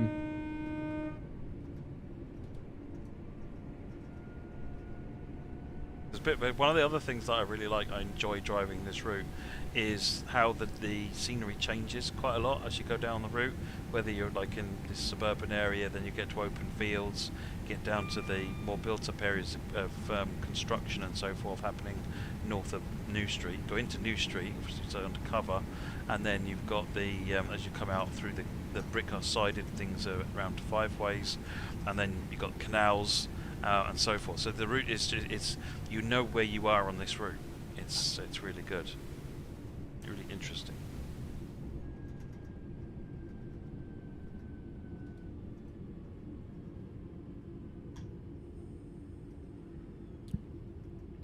So I'd like to ask some sort of more general development-based questions as part of some of these live streams, because I think it's important for people at home to understand what kind of goes into some of these add-ons when we show them. And I've kind of got two questions. The first part involves research and source material. I'm going to go to you, Daisy, for that one. I mean, obviously you have access to some of this stuff quite easily and readily, but how easy was it, and what was the most difficult thing to get the source material for? That's a good question. None of it was really very difficult. Getting the sounds was challenging, but it wasn't really difficult. Like it's just trying to capture them, all of them in all their glory. Like I had to go to Soho Depot a couple of times, and I mentioned in the Timetable deep dive, I got my colleague a big Victoria sponge cake just to keep him happy whilst we were recording all these bits and bobs. Because what you don't realise is to get all the tiny noises, you have to individually click every button. Like you'd have to like fan the brake into like notch one. Step 1 and step 2 and then step 3 and then 3 to 1 and 4 to 2 and all these sorts of tiny little bits and bobs. But like every tiny little thing, it's possible to get. You can get. I think I mentioned it on the Timetable deep dive as well. There's something the 323 does when it's using its regenerative brake, where the brake goes up and then comes back down to sort of blend off whilst the regen motors are kicking in.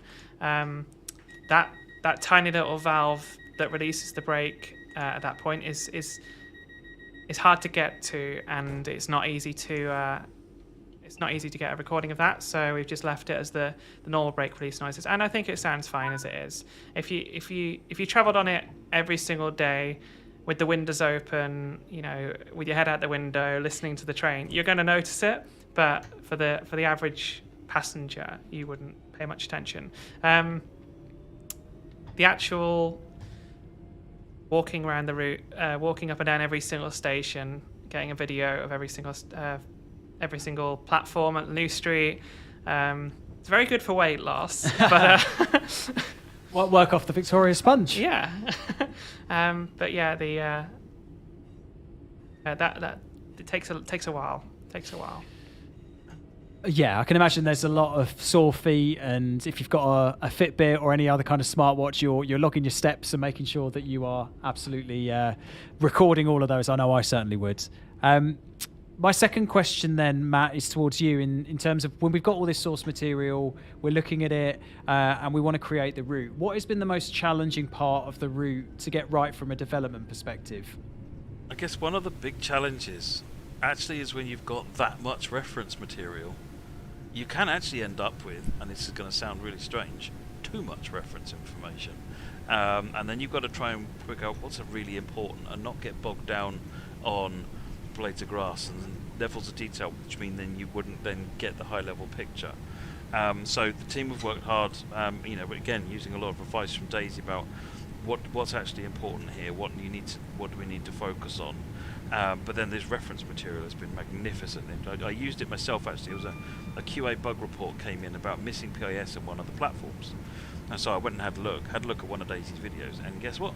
There is no PIS on that platform.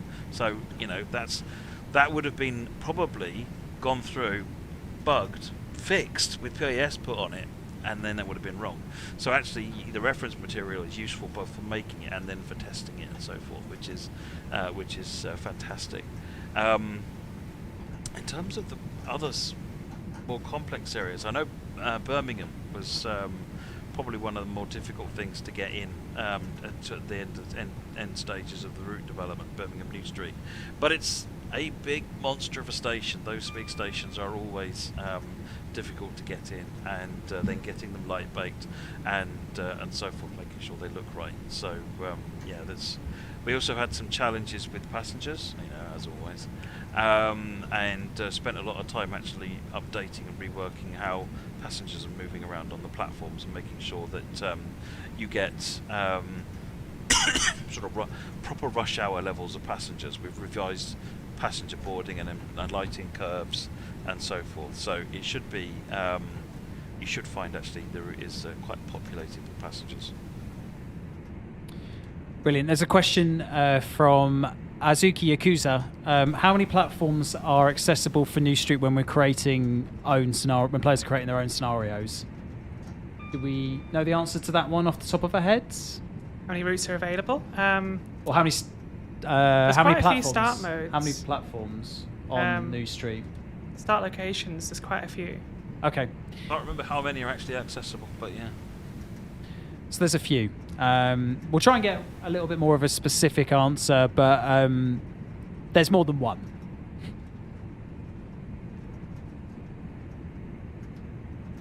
You'll notice on this one too, we don't stop at Shenston here. This is as per reality because some of the services skip out of Shenston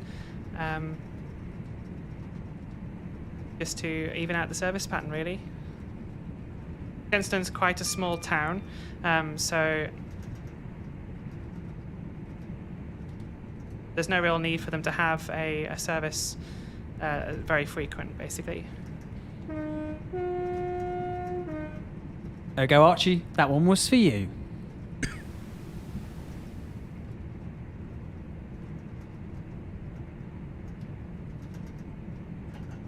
Ben Appletree, hardware controllers for TSW.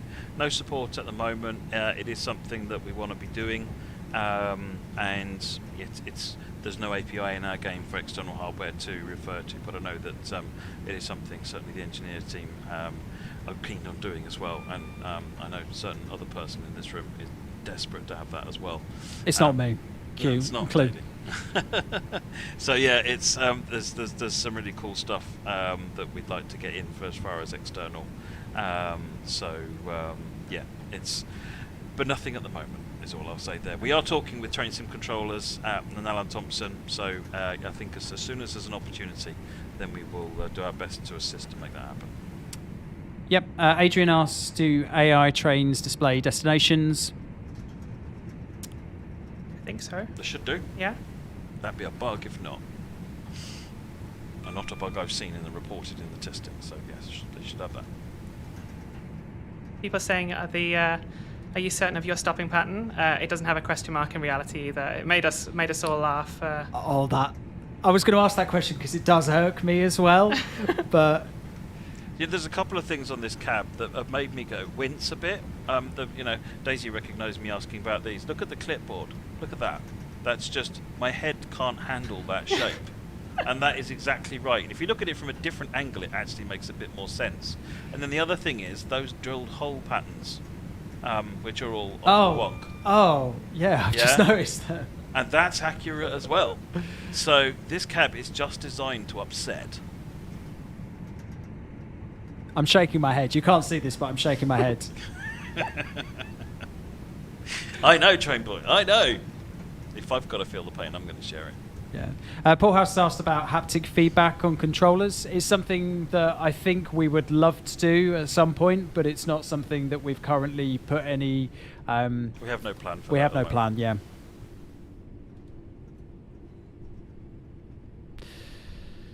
Get another outside view as we depart this station, Daisy.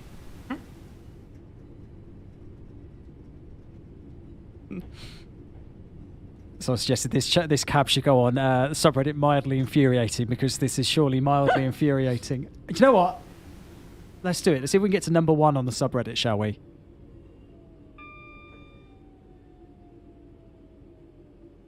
Oh, download size. I don't know the answer to that question, Matt. Do you know? I think it's normal route size. So in the order, I should have found out actually, but I don't. I imagine it'll be in the order of the routes that you're normally seeing.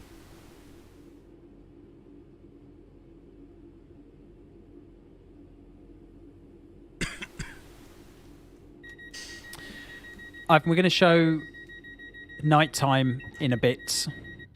We might not do too many runs during the nighttime. We just want to kind of show what it's like during night.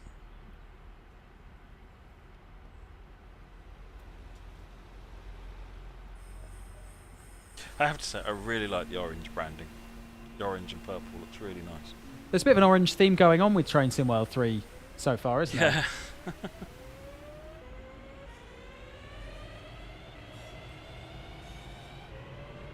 Calmac, the cinematic cam, so a bit like if you're familiar with Train Sim Classic, the 4 camera, the train passing by camera, is something that we want to do at some point. But it needs a little bit more thought so that you don't end up, with the camera in a bush or constantly looking over the train, or any one of a million other ways it becomes not very helpful. So it is something that we want to do at some point, but no plans at the minute.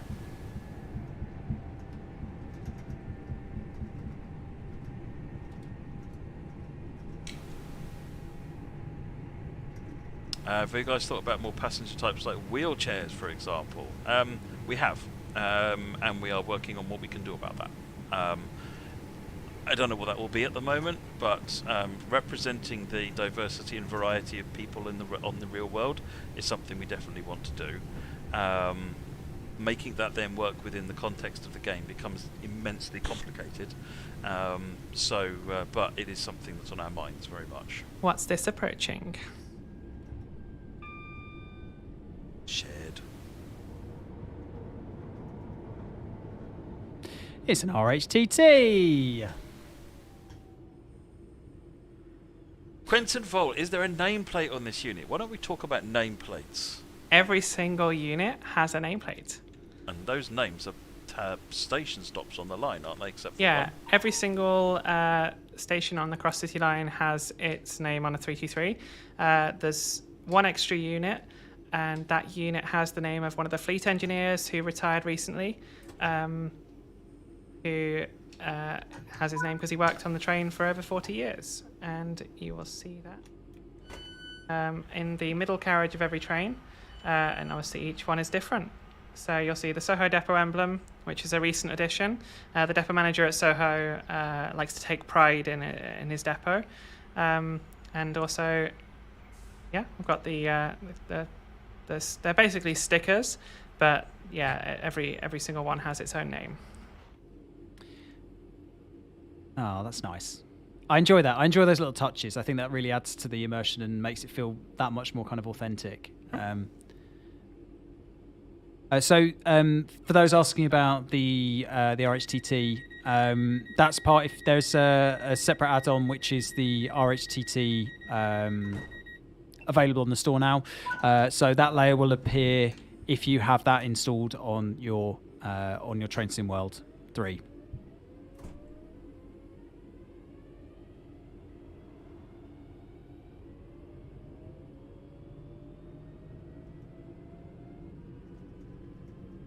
Dave Pomeroy. That's who they're on about. Dave Pomeroy. Pomeroy.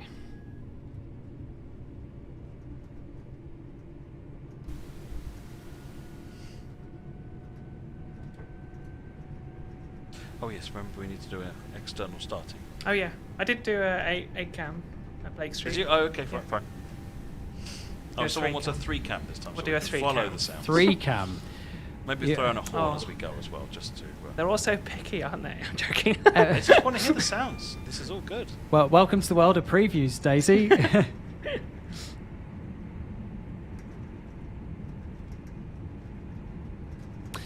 If you're interested in the layers that layer onto Cross City, then again, there's an article which goes into a lot of detail about what is what layers onto it, and what the services that layer onto it, what they're all about, go in there as well. So I think Derek's chucked that in the chat. Thank you very much, Derek. If you're interested, give that a read. It'll give you all of the information that if I listed it right now, might take me 5 minutes or so, and you'd probably forget. So it's written down there, which is nice.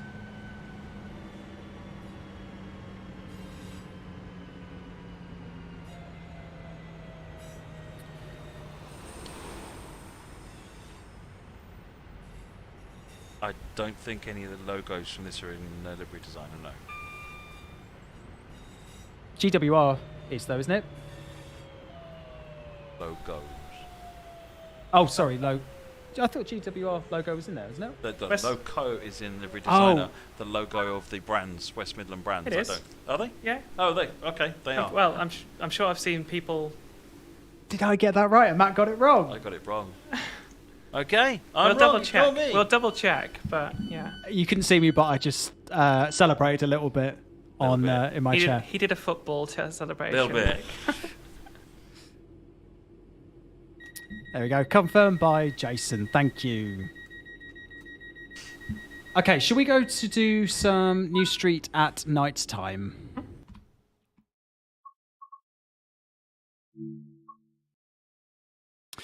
Did Matt or JD go to the West Midlands when creating this route? I did not. I did not have the pleasure, unfortunately. Me either. I never get sent out. I'm always tied to my desk. Yeah, actually, when we went to go to Crewe, you were very upset that you weren't able to go to Crewe, weren't you? Yeah. There you go. There's all the liveries. Anti-West Coast. Oh, and West Midlands is down there. Look. There you go. Want to put it on the. Probably in the window. You wanted to move it down, I guess.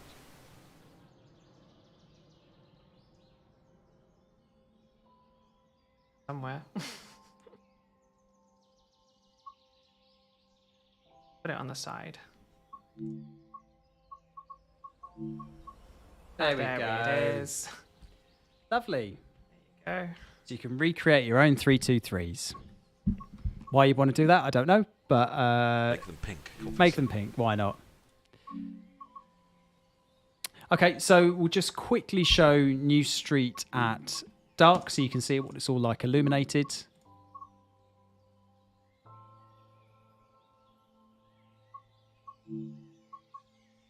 Yeah, so some people might have not got back to Livery Designer for a while, but yeah, there are some new ones in there. We've thrown a few real-life logos in there, so enjoy and have a look and see what's there and get involved, start making some liveries.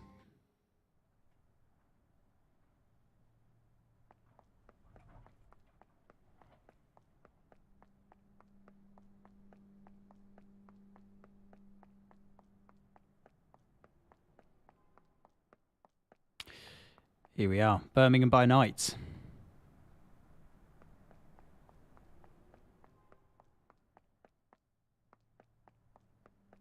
We want to go to the vantage point that we took a look at beforehand, maybe. How easy is that to get to from here? Fairly easy.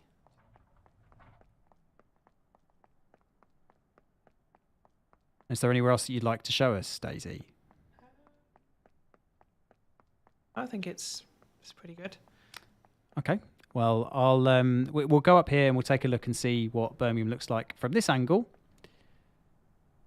And the station, obviously there is some light reflection here, so maybe not the best view, but maybe we can get it over here. Nope, still light. Similar to that in reality. I mean, Yeah. Goes to the end of the platform.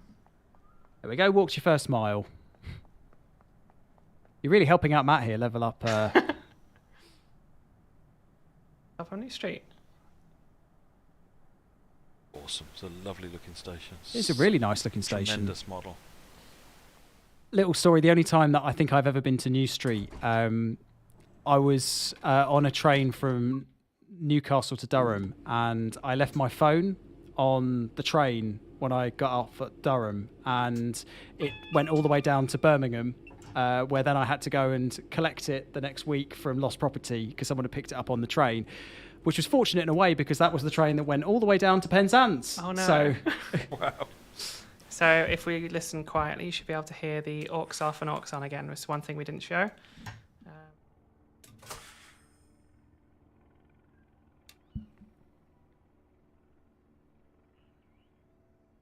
If you hear very quietly, there's a little sound like a tweet. bird. Yeah, it does sound like a bird. But no, what it is the capacitor on the speaker dying, I think.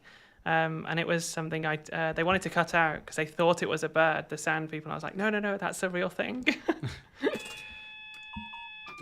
Amazing. And So- you'll see when you aux back on, the GSM-R does its self-test sequence.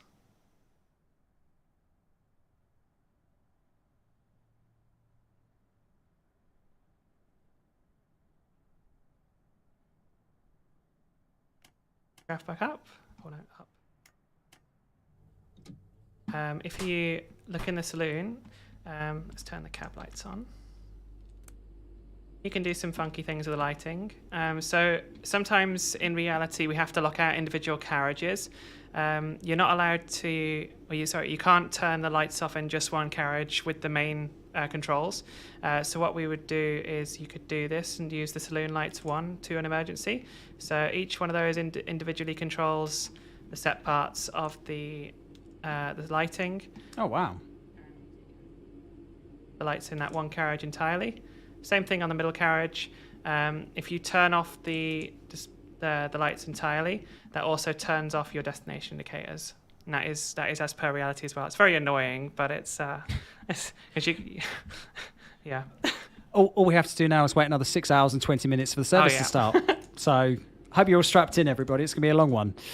But on that note, I think, yeah, is there anything else that either of you would like to show tonight? Or have we covered as much as I think we can do without jumping on another service?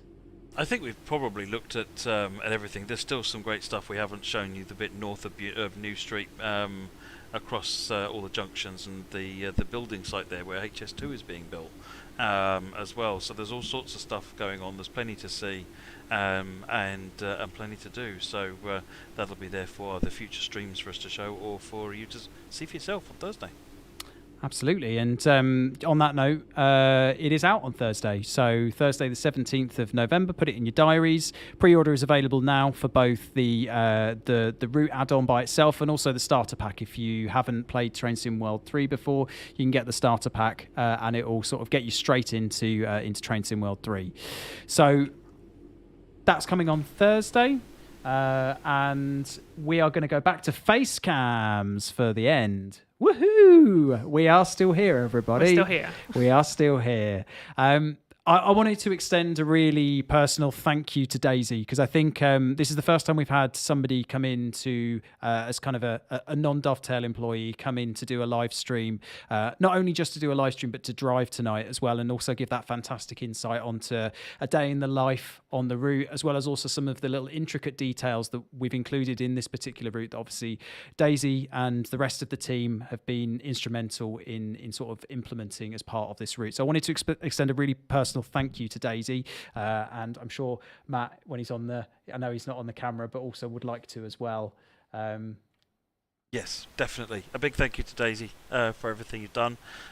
Huge amount of work and input there. I also, at this one point, I know some of the team will be watching as well, and I really want to send a big thank you out and a really big well done to the team. They have really, really knocked this one out of the park, and I know they put a lot of hours into this. They have. There's a lot of passion been put into this, and words can't express how good I think you've ended up with. So I just want to say a big thank you to everybody. Well done, and really hope players are really going to enjoy it. I'll put the camera back now.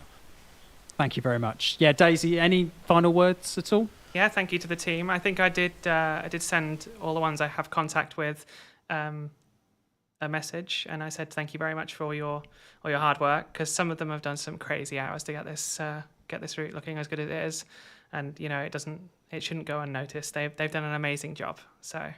Brilliant. And I think that's a really lovely note to finish on tonight. So we look forward to seeing what you think on Thursday. We can't wait to see what your screenshots look like. We can't wait to see your livery designer creations and your scenario planner creations as well. But yeah, I think that's pretty much it for us tonight. We hope you have a nice next couple of days. We're all really excited. We cannot wait for Thursday. Pre-order it now if you have enjoyed tonight, and we'll see you again soon. Thanks very much, everyone. Bye.